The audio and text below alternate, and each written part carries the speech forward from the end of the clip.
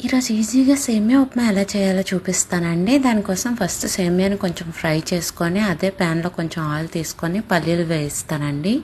అవి సగం వేగిన తర్వాత మినప్పప్పు, శనగపప్పు, జీలకర్ర, ఆవాలు వేసి బాగా వేయిస్తాను. దానికోసం ఉల్లిపాయలని తిన్నంగా ముక్కలు కట్ చేసుకుంటాను. ఎండుమిరపకాయలు, పచ్చిమిరపకాయలు, అల్లం ముక్కలు, క్యారెట్ తురుము వేస్తానండి. నేను కరివేపాకు కూడా వేసేస్తాను ముందే.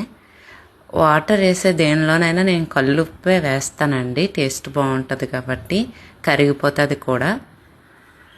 సరిపడా నీరు వేసుకోవాలండి. నేను ఒక గ్లాస్తో సేమియా తీసుకున్నానండి. అదే గ్లాస్తో 2 గ్లాసుల వాటర్ తీసుకున్నాను. ఇలా బాగా మరిగిన తర్వాత అందులోకి వేపు ఉంచుకున్న సేమియాని వేసేసాను. ఎప్పుడు సేమియా పెద్ద మంట మీద కుక్ చేయాలండి. చిన్న మంట పెట్టకూడదు, ముద్దయిపోతుంది. వేగంగా కూడా కుక్ అయిపోతుందండి. 10 మినిట్స్లో కుక్ అయిపోతుందండి. క్యారెట్ని నేను ఎందుకంటే తురిమిసి వేస్తాను. ఈ సేమియాకి తురిమిసి వేస్తేనే టేస్ట్ బాగుంటుందండి, స్మూత్గా కూడా ఉంటుంది. Thank you so much.